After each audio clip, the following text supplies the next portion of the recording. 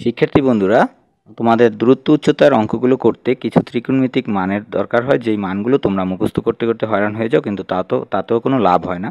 আজকে আমরা দেখব কিভাবে খুব শর্টকাট টেকনিকে এই মানগুলো মনে রাখা যায়। শুধুমাত্র একটা সাইন থিটার 0 ডিগ্রি, 30 ডিগ্রি, 45 ডিগ্রির মানগুলো যদি আমরা মুখস্থ করতে পারি বা মনে রাখতে পারি, তাহলে বাকি মানগুলো তোমরা নিজেরাই তৈরি করতে পারবে, এটা আর মুখস্থ করা লাগবে না। আমরা এখন দেখব কিভাবে সাইন 0, 30 এবং 45, 60, 90 ডিগ্রির মানগুলো লেখা যায়। আমরা 0 থেকে 0 লিখলাম 0 বরাবর, এবং 90 ডিগ্রি বরাবর লিখলাম 1, এবং 0 আর 1 এর মাঝখানে হাফ হয়, আমরা হাফ লিখলাম। তিনোটা ঘরে 30, 45, 60 ডিগ্রি। এখন কি করলাম, 45 ডিগ্রি থেকে রুট চিহ্ন দিলাম এবং 60 ডিগ্রিতে হাফ 1টাকে রুট বানিয়ে দিয়ে এবং 3 বসিয়ে দিলাম।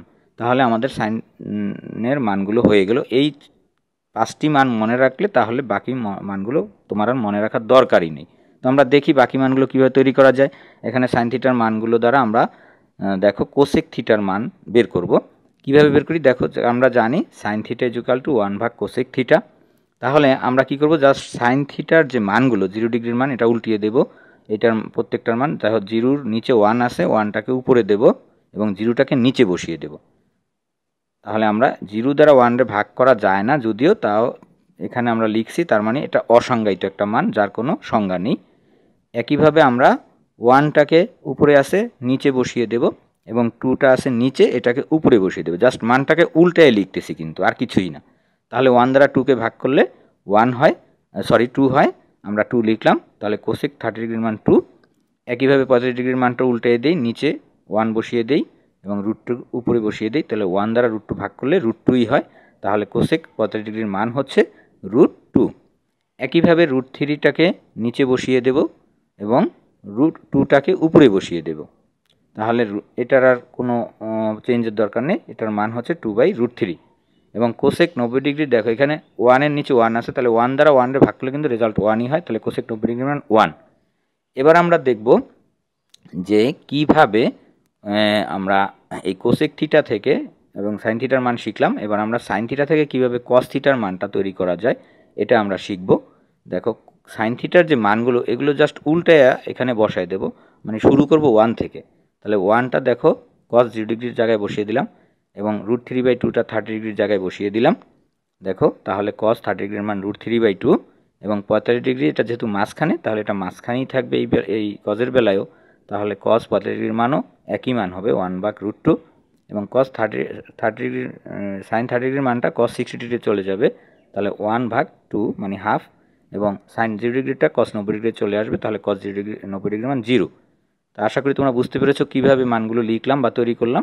এবার আমরা দেখব যে কিভাবে যে সাইন বের করলাম, কস বের করলাম, কোসেক বের করলাম। এখন আমরা এই কোসেকের যে মানগুলো বের করেছিলাম উল্টে দিয়ে, সেই কসের বিপরীত সেকের মানগুলো একই নিয়মে তৈরি করে নিবে তোমরা। এবার আমরা দেখব যে কিভাবে টেন থিটার মানটা তৈরি করা যায়, সেটা আমরা এখন শিখব। আমরা সাইন থিটার মান জানলাম এবং এটাকে উল্টে দিয়ে কস থিটার মান লিখলাম। এবার আমরা টেন থিটা জানি যে সাইন থিটা ভাগ কস থিটা, তাহলে সাইন থিটার মানগুলো উপরে বসবে, কস থিটার মানগুলো নিচে বসবে।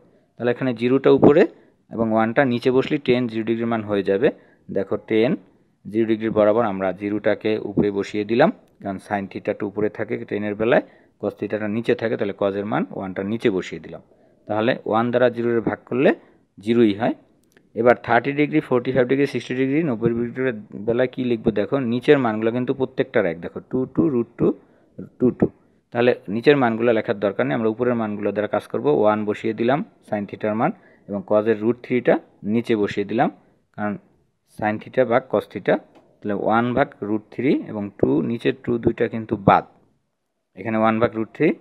তাহলে আমার নিচের 2 দুইটা বাদ দিয়ে দিলাম। একইভাবে 45-এর বেলায় দেখো, সাইনের 1টা উপরে বসিয়ে দিলাম এবং কজের 1টা নিচে বসিয়ে দিলাম। তাহলে 1 দ্বারা 1 ভাগ করলে 1 হয়, তাহলে টেন 45 ডিগ্রির মান 1। একইভাবে √3টাকে আমরা উপরে বসিয়ে দেব 60 ডিগ্রির জন্য, এবং 1টাকে নিচে বসিয়ে দেব কজের।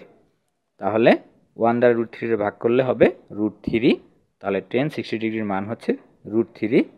একইভাবে 1 আমরা এখানে উপরে বসিয়ে দেব 90 ডিগ্রির জন্য, এবং 0টাকে নিচে বসিয়ে দেব। তাহলে 0 দ্বারা 1 ভাগ করা যেহেতু যায় না আদৌ, কিন্তু এখানে দেখাচ্ছি, তাহলে এটা হচ্ছে অসংজ্ঞায়িত। তাহলে এর কোনো নির্দিষ্ট কোনো মান নেই, তাই অসংজ্ঞায়িত। তাহলে আমরা 10 90 ডিগ্রির মান শিখে ফেললাম।